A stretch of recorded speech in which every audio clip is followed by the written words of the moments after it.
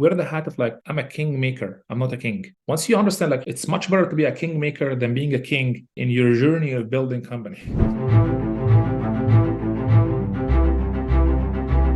Welcome to the Grant Wise Show. This podcast helps ordinary real estate agents build extraordinary companies. Let's grow in 3, 2. Hey, everybody, and welcome to the Grant Wise Show. I'm your host, Grant Wise. This is the show where we teach ordinary real estate agents how to build extraordinary companies. And I am beyond excited to be able to interview a very dear friend of mine today, Mr. Ibrahim Hussein, who is the #1 real estate team at EXP in Canada in 2022 by sales volume and by transactions. And I'm just beyond thrilled for this interview for a number of reasons, because this is a story that I think you can learn a lot from.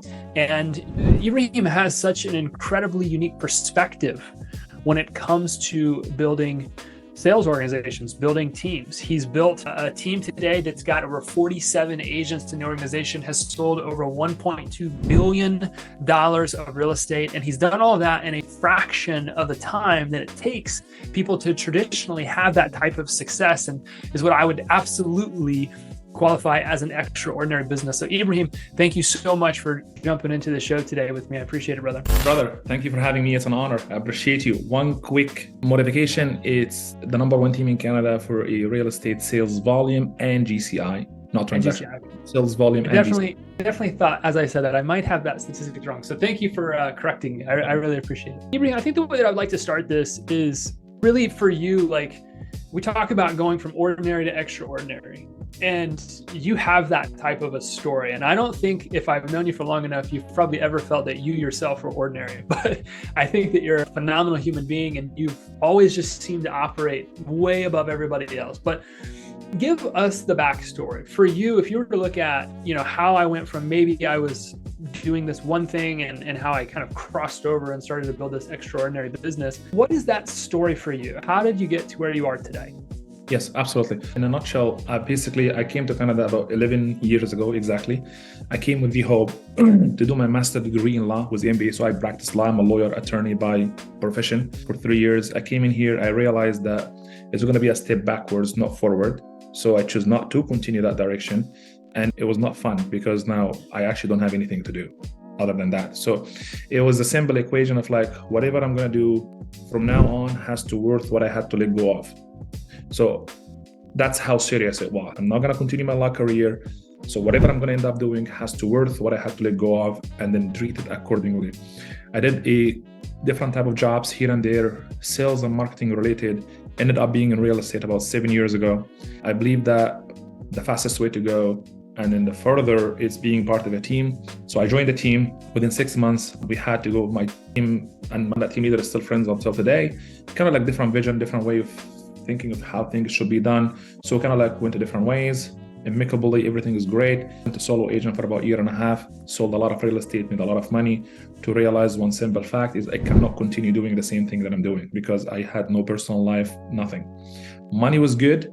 I was not okay with the trade, because that money, it comes at a cost of like literally I have no personal life. When you're in Ontario, Canada, solo agent selling 60 plus homes a year in Ontario, Canada, that is not very normal. It's not something easy you can do.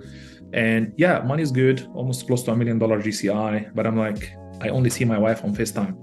Like, we FaceTime each other, because by the time I come home, she goes to bed.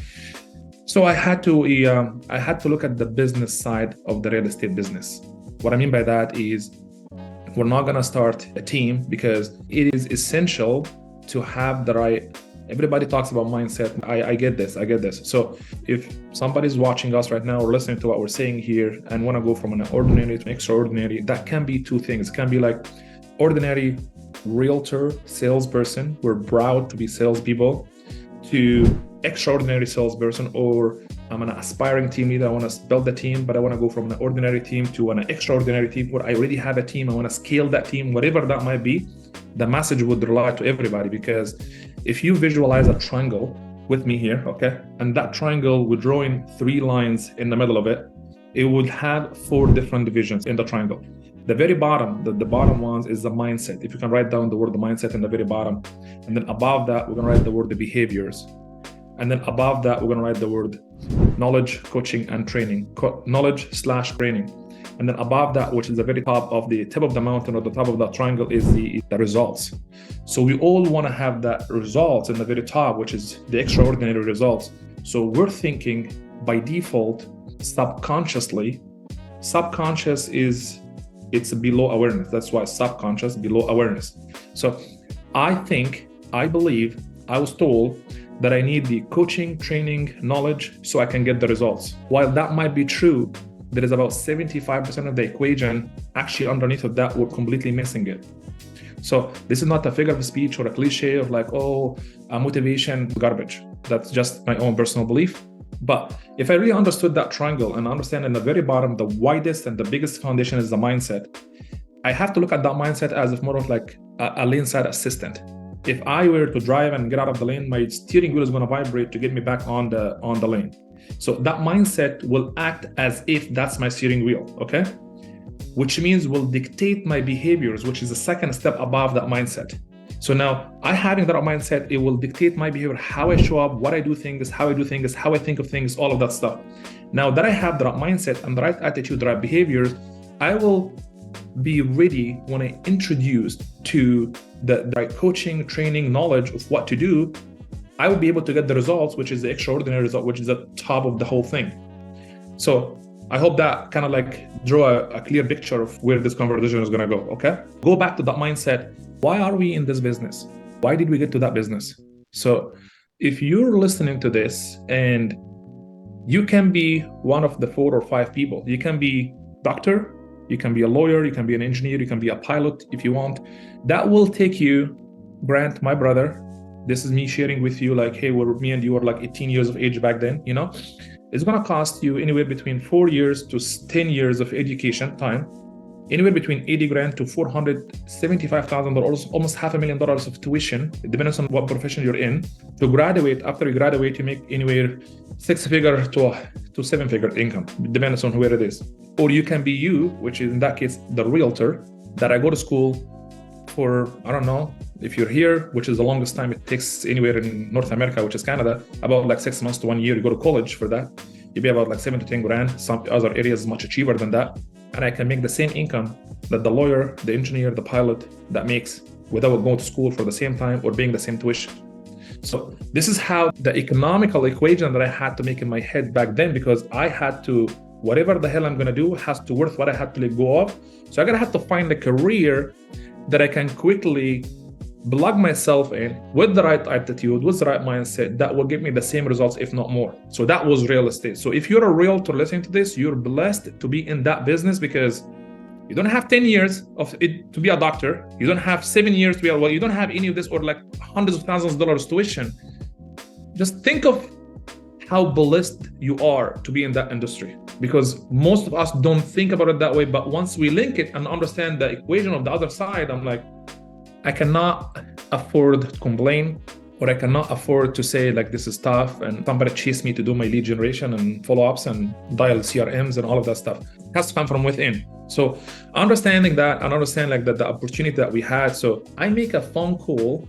That phone call can lead into a $20,000, $100,000 of income in the lifetime of that clientele.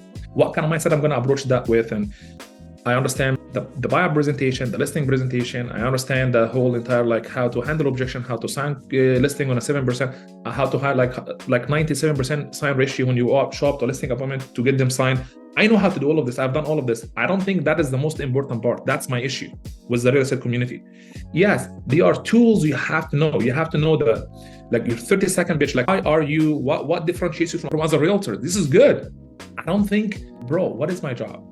We buy and sell houses. Like literally, like let's just simplify this crap here. We'll buy and sell houses, bro. How complicated that is. Like I understand that the systems and models and the processes and technology, these are all tools and stuff being put in place to help us have an easier life. Okay, let's just not get things confused here. But what is the actual job here? For God's sakes, we'll buy and sell houses. How complicated that is. So get there. So I had to look at the business side of the real estate business, because the reality is, we progress and become a top producing salespeople, we realize we became a business people not by choice. What I mean by that is, okay, a top producing salesperson makes a lot of money, and our brokers told us that we have to start a team. So I'm just going to hire a bunch of agents and give them some leads, and then we're going to make money off of this. Sounds like a great business plan. So you go from an immature agent to a top producing agent to a mega agent. Now you're in the business world, and then I'm going to hire agents, I'm going to make money off of them, and I'm going to just distribute leads, and now I have a real estate team. Well, the problem is, that team that you just found, if you have to take a step back and treat it as an actual startup company and look at the business side of the real estate business, your team is in effect a small to a medium-sized startup company, has to be treated as such. So now I go back, and the future is in the past. I look back and I'm like, I remember on the second year of my university, one of my mentors and professors, he said, to build the most strongest and highest production law firm in any city, you have to have a simple line of badass lawyers, the best lawyers in the city. For you to be able to do that, you have to ensure you're giving them emotional equity in the brand, in the firm, so that firm becomes the strongest law firm in the city. What the hell am I saying here? This is in addition to the economical equation, pay them what they deserve, treat them nicely, all of that. This is given. You're not going above and beyond. That's the very normal, what you should be doing anyway. Keeping the most difficult part, which is giving the people emotional equity in the place that they work at, while you're having other stuff in place. I took that mindset. Now I'm treating that newfound real estate team, which is the company at that time. I'm just an agent on that team. I just happened to found the team. Literally, I split with the agent, the same as everybody else. Everything, I'm just an agent on the team. I have to wear 3 different hats. So if you want to start a team, or if you have a team and you want to scale the team, you have to be a real estate salesperson that sells real estate day in and night, everything else, just make the money and make the production. Second hat, the team leader that manages, hires, trains, fires and all of that stuff, run the team. And then the most third important hat is the real estate investor hat, which is if I have a startup company, Grant, and I have some sort of a unique tech app idea that will transform the industry, I need investors to be able to invest in that new startup company to take it off. If I were to treat my real estate business the same way, this is a startup company, somebody has to invest in that newfound company. Well, that has to be me, because nobody's going to believe in building a real estate team. There is a lot of real estate teams out there that nobody gives a crap about. From an investor standpoint, I'm not going to invest in that business idea, because are you kidding me? So you have to be that investor yourself, So I had to become that investor myself to invest in the company. Think about it like a hockey stick. You're going to have to invest all the way until the business scales and go up. As the business scale, make sure you never scale yourself out of the relationship with the people that helped you to get to where you are right now. Because I see it happening over and over and over, and it backfires on the team leader and keeps them stuck.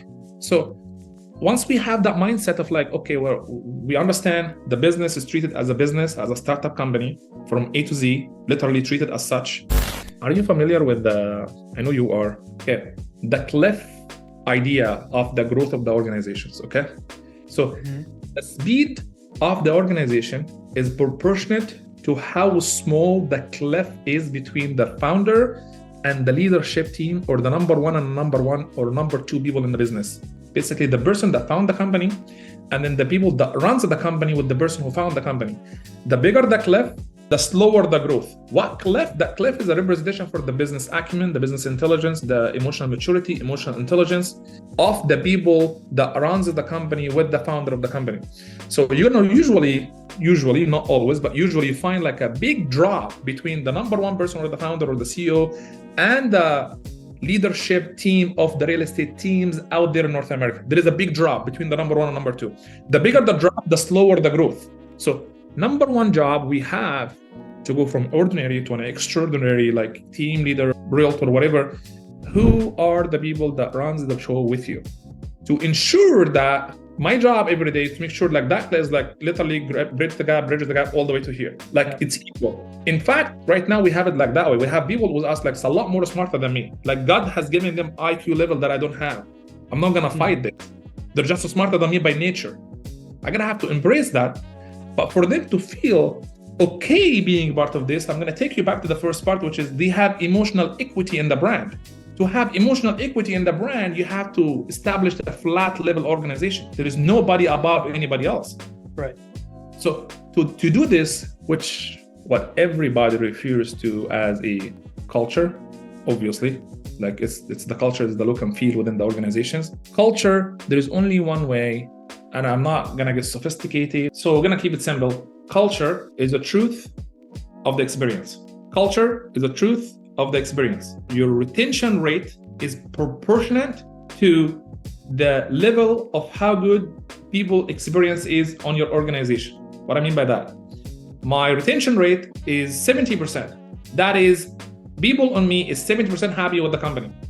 I'm just helping everybody here understand, draw a perfect picture for what the hell that is, okay? So culture is the truth of the experience. Why the hell would people stay? I'll tell you why. You, as a team leader, have to always be future thinking in a way that you have to live in the future to welcome people when they arrive to the future version of themselves. What does that mean?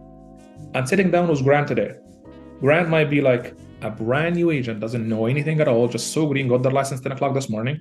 Or Grant might be like some experienced agent, been in the business. Grant has a degree of where he is in his life right now is real estate. I literally cannot afford, put multiple lines underneath of that.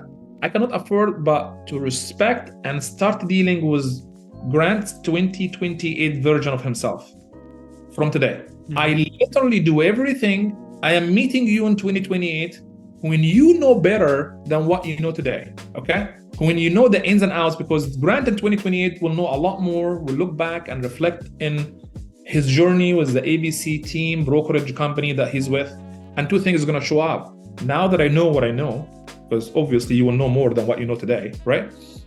I have been taken advantage of, or that wasn't really a win-win deal. Or company has to be smart enough to treat Grant accordingly from now and respect the future, meet him in the future when he arrives. When Grant goes up in 2028 and then reflect back in his journey with the company, the opposite is going to happen. It's going to be like, now that I know what I know, now that I have more information in the ins and outs of how the business is ran, I look back and reflect on my journey with that ABC team or company. I appreciate everything that was given to me before I even know that I should have it. Because when I reflect back, well, the team or a company, they didn't have to do that. If they didn't do this, I would not have called them out on it. Even though they don't have to, I wouldn't have called them out on it. They still did it. They actually respected the future version of me. Because when I get to that level, I'm going to make that evaluation. The opposite of not doing this is like, go back in 2028 and be like, now what? Now how can we retain Grant? The moment you realize you have a problem, it's too late. Yeah. It's too late already. Where were you before that ever actually shows up? So it's a big challenge for the leadership of the company, because what I just said for the last 5 minutes, it actually keeps you on your toes day in and day night. You actually have to watch every single word that comes out of your mouth. You have to watch every behavior, what you do, how you treat them from in and out, because you're going to have to be mindful of everything. Because guess what, bro? The only fact that's going to happen is they will become the future version of themselves. That is the only inevitable fact. You're going to have to deal with that later on, or deal for that from now. It's your choice. I would rather deal for that from now before it happens in the future, because they're going anyway. You went off and there was a ton of value that was just dropped. I want to try to distill it down so people hopefully can kind of grab some of the few nuggets that I heard. And you tell me if I'm wrong and let's expand here. But what I heard is, one of the number one things that you've got to be able to do is get people emotionally bought into your brand, which means you have to have, I would even say, like a high sense of emotional intelligence. Emotional equity. They have to have emotional equity in the brand, meaning that they have ownership. Right? They have ownership in Affinity. This is almost their brand, right? They think that they're so bought in that this is their organization, and that's how they treat it. Is that right?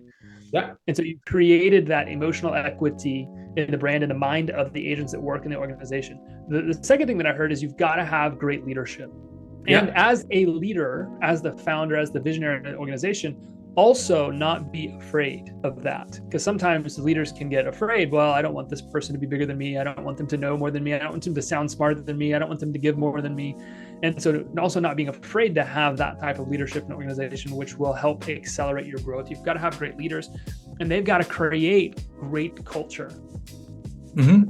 And I think the fourth thing that I really heard that I thought was really interesting is you've got a combination of two things. You've got to care and also help create a compelling future for the agents in the organization, so that it's not just what you're helping them do right here, right now, but it's who you're helping them become looking ahead 2, 3, 4, 5 years, so that when they reflect back on their time with the organization, they never want to leave because of who you helped them become in the process. Those were some of the lessons that I just learned.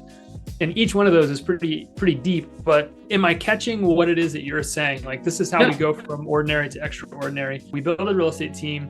We get people the emotional equity, get people bought in, have a great leadership team, create amazing culture, and we create a compelling future for the people that are around us. Is that a lot of the same lessons you feel like you're pushing out? Now, you do something very unique. Tell me. And I think that it's helped you grow significantly faster than your peers. So you've gotten to $1.2 billion in sales, I think a lot faster than a lot of people have. But you have a very unique business model. You do something that I think that more people should do. And I'm not going to oversimplify it and say you care, but you spend way more time than the average person learning about the agents in your organization. And then as well, I've always called it gifting or giftology, like you invest in them. Can you talk about what it is that you do from a relational standpoint that is so much different than anything anybody else does in the real estate space? Yes. So talk a little bit of a tweak on how our marketing, quote unquote, marketing is being spent. There is a 7% of the top line of the company being invested in building the relationship with the people in a form of like culture. It's called the cultural line in our P&L. The reason why is, what is the first word that comes in mind when you hear P&L? What does that mean, P&L? What does it mean? 99.9% of the people listening to right now, they will say, what is P&L? Profit and loss. Yeah. It is, because we are in a for-profit business, but at the same time, our definition of P&L is people and lives, profit and loss, because people are the reason why you're going to have a profit or loss. Yep. So it's kind of a little bit of a tweak for that. So our P&L is people and lives that would result into profit and loss. That mentality will allow us to have 7%. If you think about that from the top line, that money spent on the people in a form of like a culture enhancement activities. Every single person in the company, Grant, I know their shoe size, I know their birthdays, if they're married, spouses' birthdays, kids' birthdays, I know their dog names, I know their anniversaries, I know everything about everybody in the company, because this is how serious we treat it, because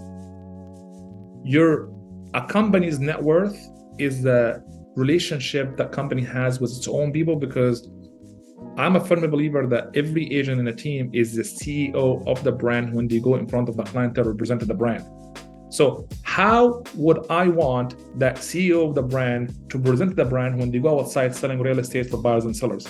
How proud I want them to feel being with that company, with that brand. I take it back, and then that's how, like, when we know the love language of every single person in a team with their partners, and then your partner gets a customized, respectful, nice gift based on their love language. They're not working on the team, but you do. What do you think they will tell you? What would you feel about the company that treated your partner as such? If you have one day, you're not feeling good, like you're off, whatever happened, life happens. What do you think they would remind you of the place that you're working at? Taking care of you is simple, but we also understand that there is a life outside of the office. Yeah. And there are people that you're associated with outside of the office.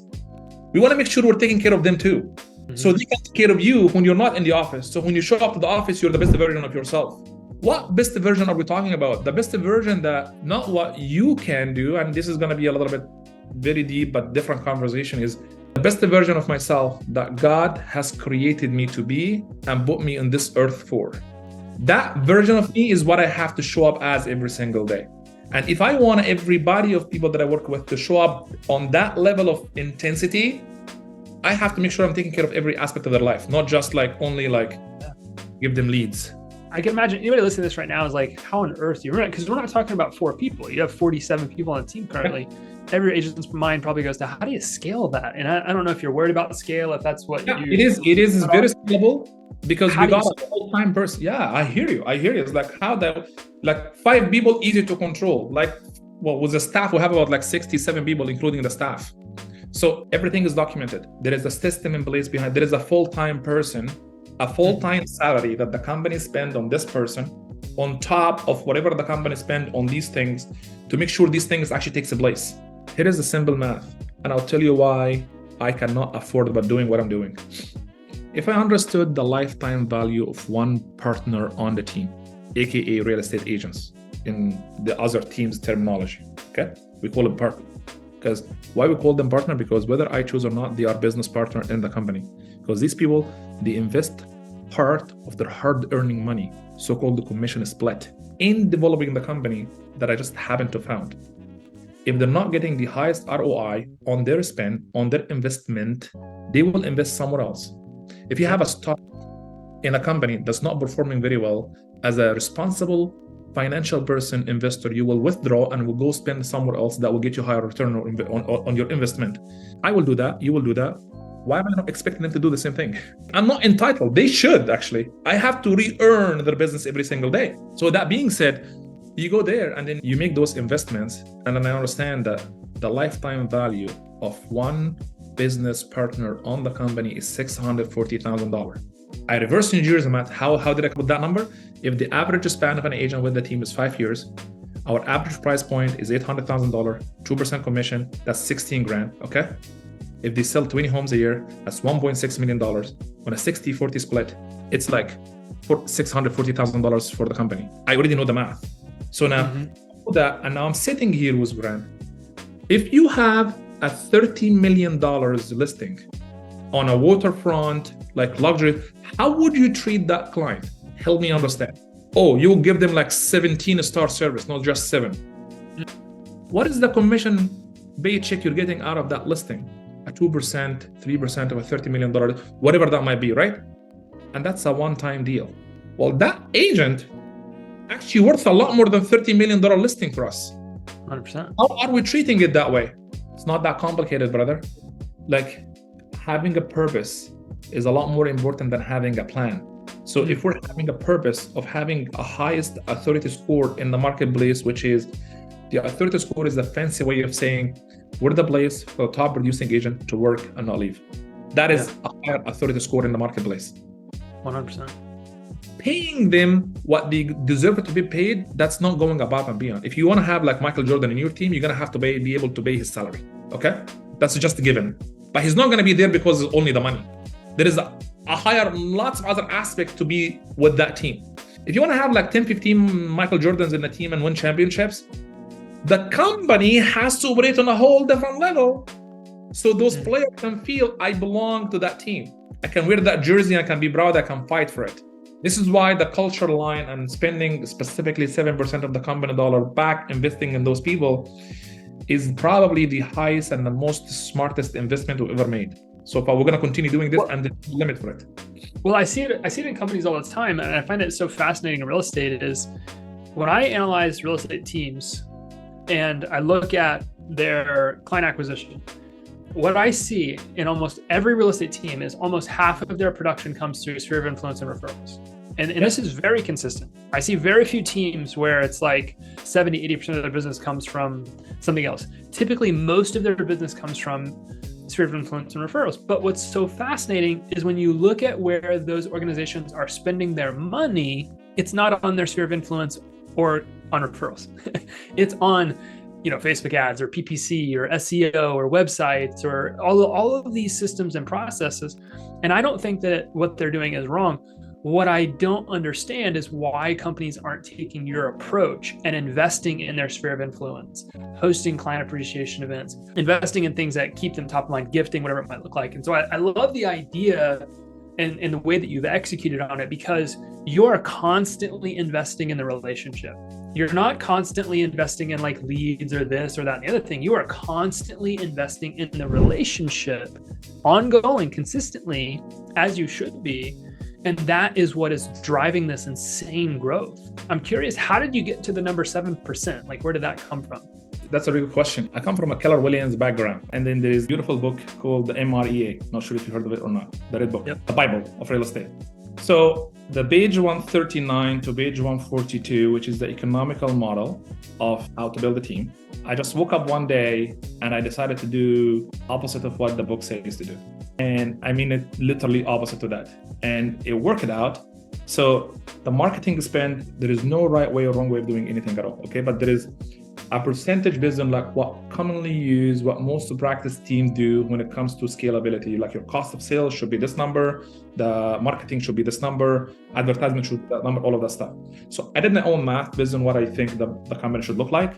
And then I put the number of 7%, which is in one way, you look at it like it's a fun money, but the other way is it's an actual marketing money, because now I have walking billboards in the form of human beings representing the brand in front of the clientele. The only way for you to be wasting this money is once these people are no longer with the company.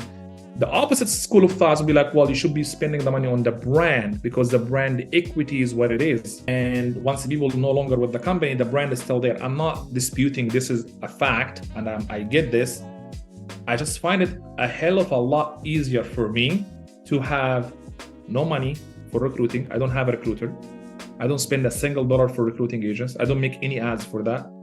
And then the current people who are walking billboards are the ones that bring in the business. So I don't have to spend a lot of money on generating leads because they generate their own business. And then the leads we have, we give it to the newer agents to qualify them to have more sales until they become more interdependent, okay, with the company.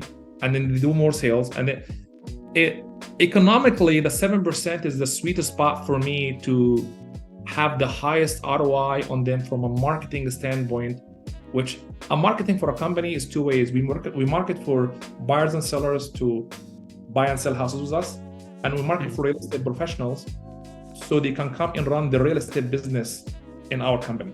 So we have two different type of, not clientele, because business partners, realtors are not clients, they're business partners, but we have two different type of audience. Right.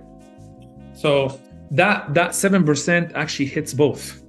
It hits both audience at the same time without overspending on both sides. And it obviously works. Give us again the math. Give us your progression, because what is it, 4 years, 5 years? Is that right? Like, give us year one all the way up to current. How big was the team year one, and then like what was the growth trajectory? Could you give us some of the numbers there? Yes. So first year we've done 51 million of sales volume. Okay. A 51 million of sales volume, that is about like $1 million GCI, give or take. And then doing second year, 151 million, and then 280 million, and then 411 million. That's the growth year over year. So to give you a specific dollar figure, last year, the company generated about like 9.2 million GCI. The whole team, 9.2 million GCI. We spent 7% of that on the company. So you can do the math of what would that look like. That's closer to $700,000 the company spent on advertising money to build the company, build the brand. It's just how are we spending the money? Right. Where are we spending it, and where are we focusing on it? Mm-hmm. It's going to spend anyway. I know teams spend a lot more than that on advertising, a lot more than that. When you look at the growth trajectory, like what you've done in a span of 4 to 5 years compared to how long it took other organizations to get to that same point, it's not really comparable. It seems like you got there much faster. I'm a firm believer that having a relational-based versus transactional-based relationship is the way to go. Relational-based versus transactional-based relationship. I can say that day in and day out, your people is the asset. Mm-hmm. If without the people, you're going to have anxiety, people leaving, people coming, you're going to have to change the leadership. You're going to have, it's a whole different shit show that I know what it's going to look like because I'm involved with them with other people that I know and friends. I don't want to have that. I just don't, I'm interested. Right. And then this was all kind of like more inspired, and I learned that from my father. There is that one question. If you're saying that we're changing lives and like, like we're impacting people's and we're making a difference in people's lives, that's all fine and dandy. I have no problem with that. I trust you do this. There is only one way, brother. One way to measure if you're actually making impact in people's lives or not. There is one true test that you have to take that will show if you actually, what you're saying is truthful or not. That is your funeral when you die. Period. End of discussion. How many people of the people that you've done business with that you claim that you're changing their life and impacting them will end up showing in your funeral? Yeah. This is as deep as it can get. Okay, because you're gonna take that test, but you're not gonna hear to see the result. Yeah. Your kids will be able to see the result of the test when the result shows up. Then they will look back and reflect, you know what? Yeah, my father was the real deal. He was actually truthful what he said about what he was doing.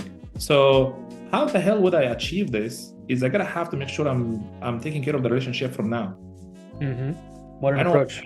Some people might think of like, what the hell that has to do with real estate? Bro, it has everything to do with real estate.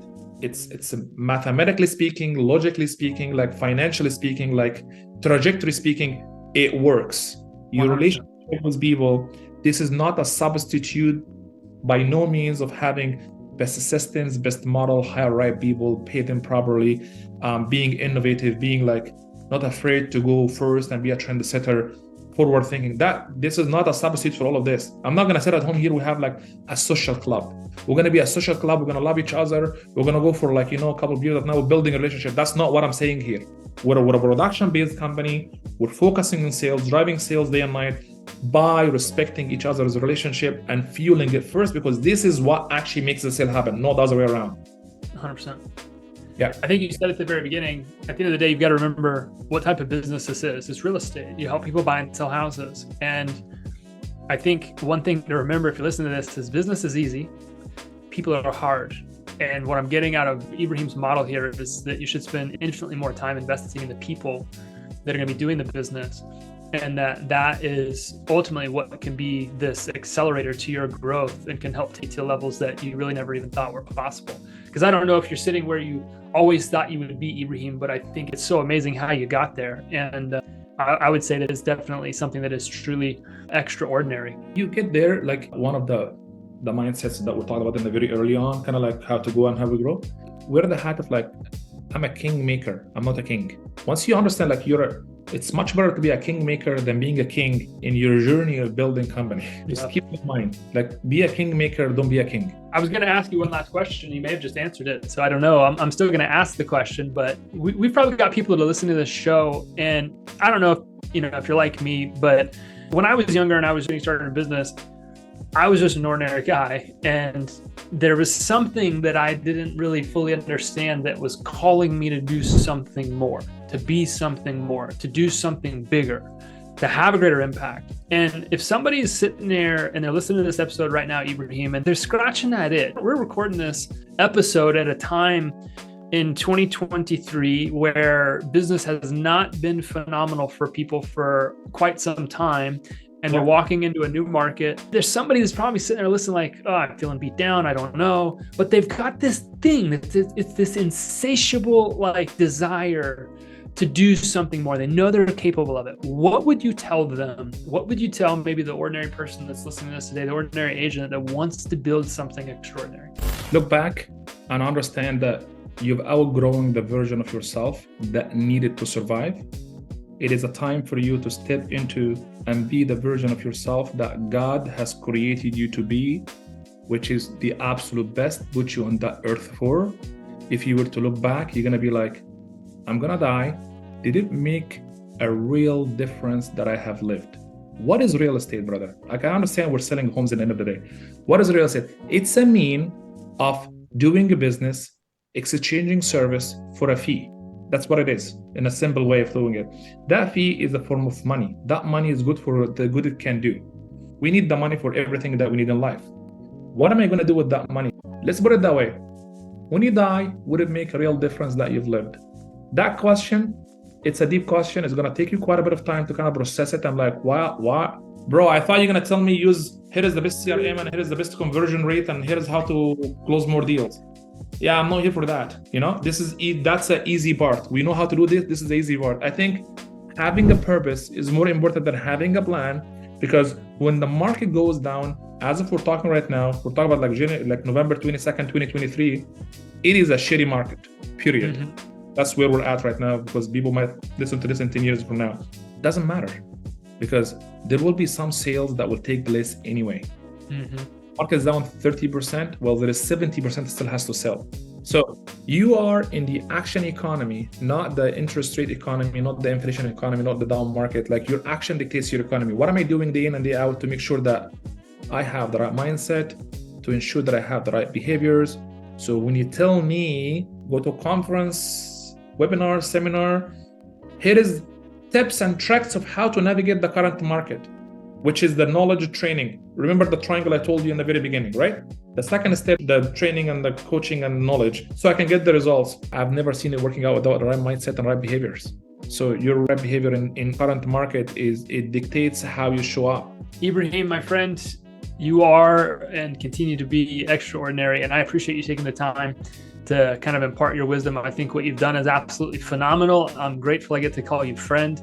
And I can't thank you enough for being on the show, my man. It's an honor. And we can go for a round 2 later on if the time allows. And we talk about like the tips and tricks of what to do to navigate the current market. I'm okay with that too. But I think that's what we just said is more important than the little step by step of how can we sell more houses. I think 100%. Yeah, it's the more important to focus on the bottom part of the equation, which is the mindset and the behaviors that would lead you to have the right attitude when you approach and take the knowledge of the training to have the result. If everybody draws that line and that triangle in their head, it literally will change your entire life. Understanding that this is where the equation is, and I'm shooting past the target, I gotta have to shoot at the target and take it from there. It will serve you the long way. I love it.